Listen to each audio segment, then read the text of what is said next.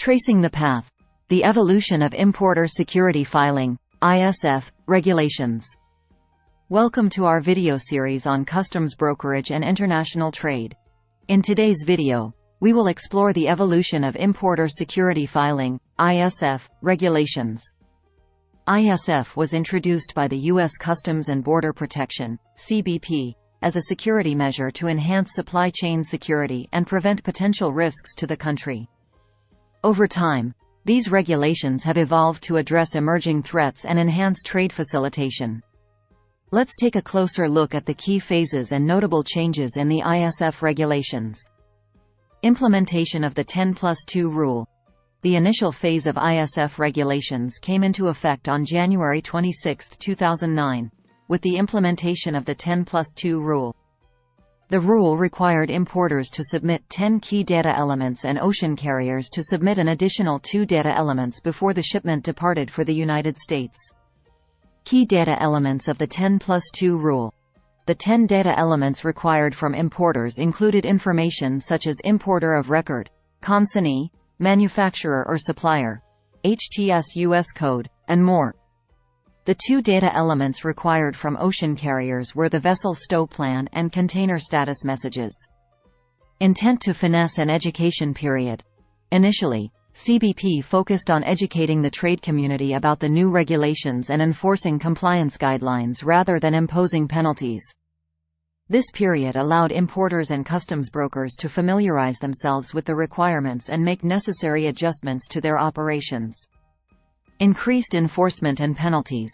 As the education period concluded, CBP began enforcing compliance more strictly. Importers who failed to file or submitted inaccurate ISF filings were subjected to penalties. The penalties were gradually increased to encourage compliance and discourage non-compliance.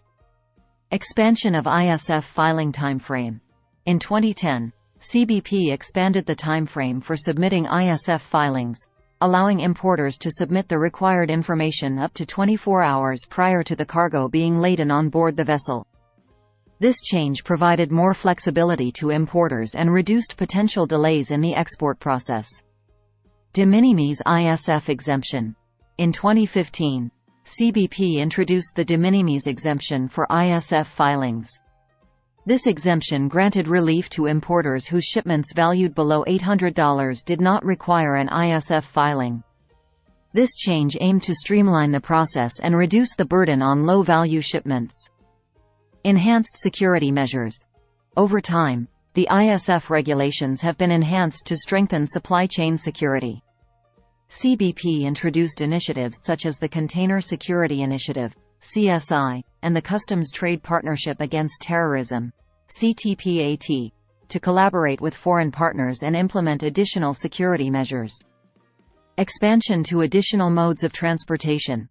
The initial focus of ISF regulations was on ocean shipments. However, in recent years, the scope has expanded to include other modes of transportation. Importers are now required to file ISF for shipments transported by air, truck, and rail, thereby extending the reach of security measures to all modes of transportation. Automation and paperless filings. To streamline the ISF filing process, CBP has encouraged automation and paperless filings.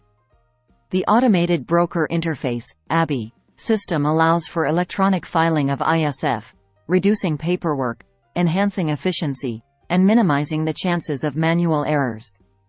Continuous updates and changes. ISF regulations continue to evolve to address emerging threats and enhance security. Importers and customs brokers must stay abreast of changes and updates, regularly review their processes, and adapt accordingly to ensure compliance. Collaboration with trade community.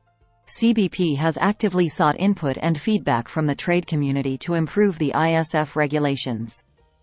Through collaborative efforts, CBP and stakeholders work together to streamline processes, identify areas for improvement, and ensure that regulations are practical and effective. Trade facilitation focus. While the primary objective of ISF is security, there has been an increasing emphasis on trade facilitation.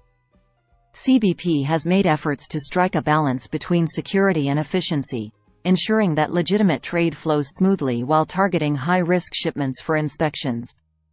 Integration with other customs programs. ISF regulations are increasingly integrated with other customs programs and initiatives, such as the Automated Commercial Environment (ACE), a single window platform that allows importers to submit trade-related information electronically. These integrations aim to enhance efficiency and promote seamless data sharing. Global harmonization.